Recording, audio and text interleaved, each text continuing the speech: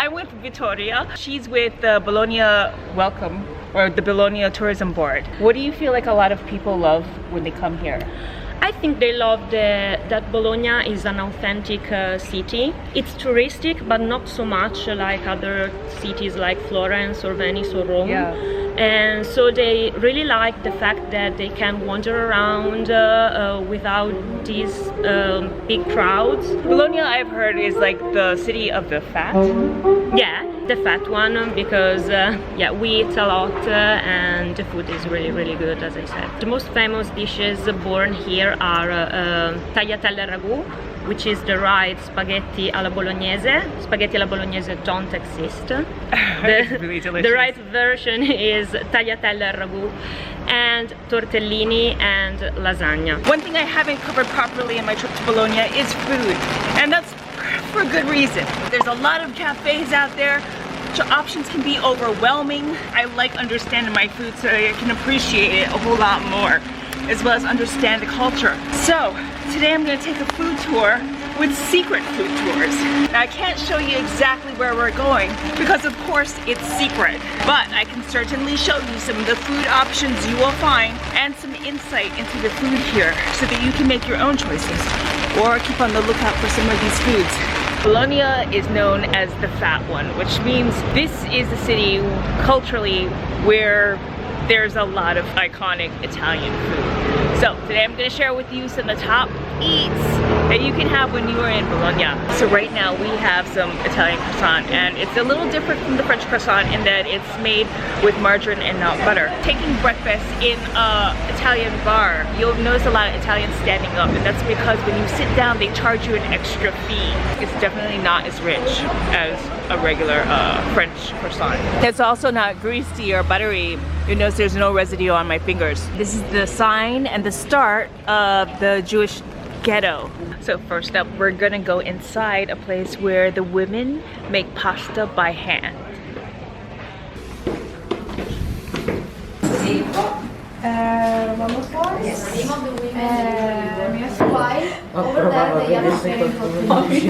So they do them 8 hours a day.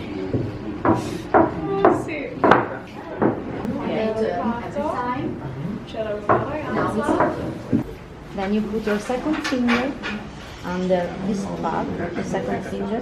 You turn this around for the top and the sides.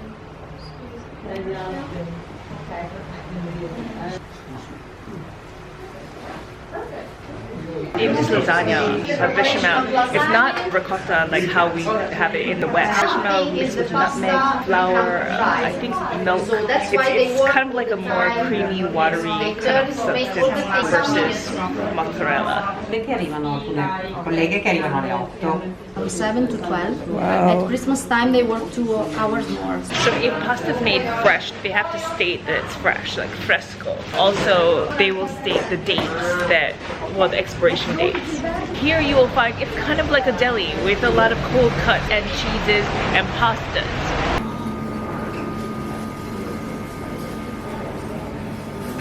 All of these are Parma ham, prosciutto. All of these are from Parma, and this would be one of the cold cuts to try when you're here in Bologna. So you have a bunch of cold cuts. These are all farmed from the Emilia Romagna area. Now, Bologna is known for its ciccheria and mortadella. The mortadella and the ciccheria are both meats that are full of fats. Like, they're very fatty. That connects with Bologna being called the fat one. Pecorino fresco. Pecorino fresco. Cacio di fossa, formaggio di fossa di Sogliano. Questi sono fichi caramellati. You get all that? This looks like just like a regular artichoke. Definitely pickled and seasoned. I want to say it's got olive oil in it. It's a very rich tasting artichoke. Very simple, but at the same time very stuffed with flavor.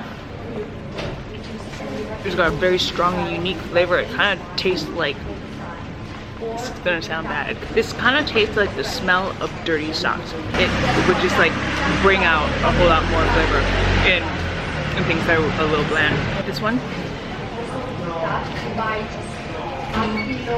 that cheese is kind of like a cheese that wants to be friends with everyone. For the Parmigiano Reggiano. You can't go wrong with the Parmigiano Reggiano.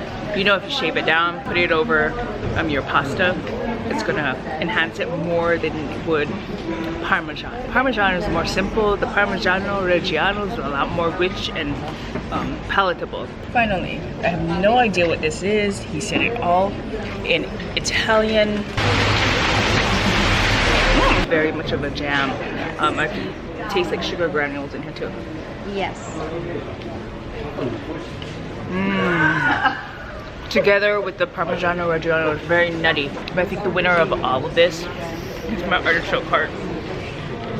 This is amazing. Right now we're outside a Parmigiano Reggiano cheese shop. What's interesting to note is that Parmigiano Reggiano is a very specific type of cheese, and it is a very specific name. Anything else that you hear, like Parmesan cheese or Parmigiano, they are not like the actual Parmigiano Reggiano cheese. This cheese in itself has been aged 3 years.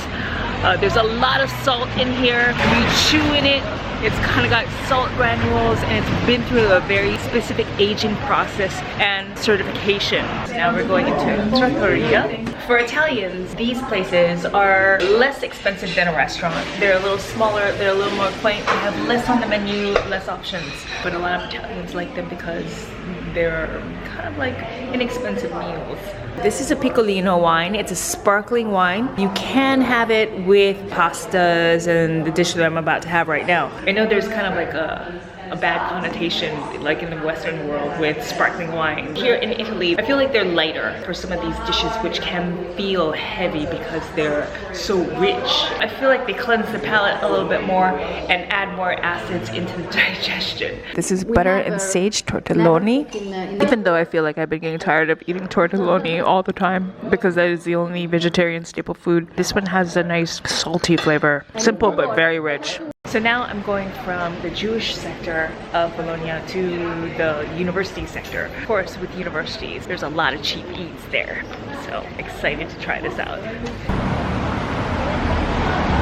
Right here we have Prende Parte Tower, and apparently you can sleep and eat here. This would be quite an experience. But there are 12 floors in this tower.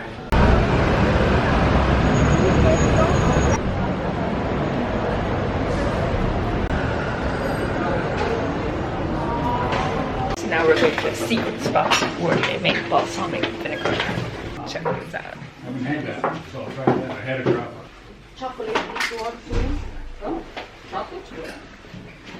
Inside the secret box of all these aged precious vinegars. Different, and the grapes are different. 8 years. And altogether it becomes something like this. Sweet tomato cherry flavored. We have the 20-year-old balsamic vinegar right now. Thick, syrupy, a little sour, sweet but a little sour. Now I have a 40-year-old vinegar that I'm gonna try.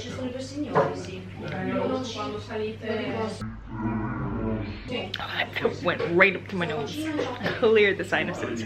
So you've got the traditional balsamic, Modena. It runs around 80 to 100 euro, but then you got this 100-year balsamic.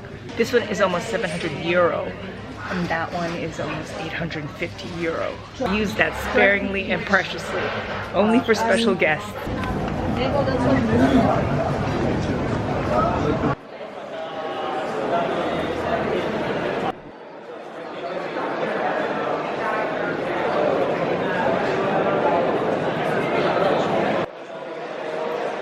So the sign says, if you don't drink, then stay outside.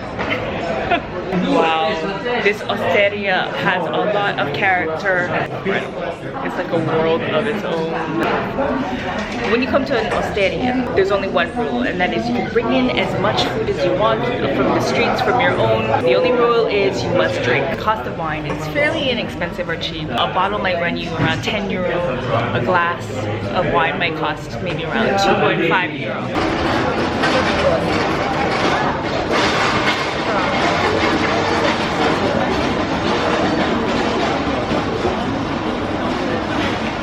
In this little area between Neptune on this side and this church. So apparently there are these corners where you can kind of talk into and you can hear the other person. Oh wow, I can hear this. Can you hear me? Can you hear me? 1, 2, 3. That's so strange. That's so strange. That's weird. I hope you guys could hear that. That was pretty interesting. Oh my god. One must when you are in Bologna is to have gelato. A lot of locals have them. You'll see people walking out the streets with these gelato cones. You'll see queues spilling out of gelato shops. It just seems like everybody here is in love with gelato. I got lemon and yogurt.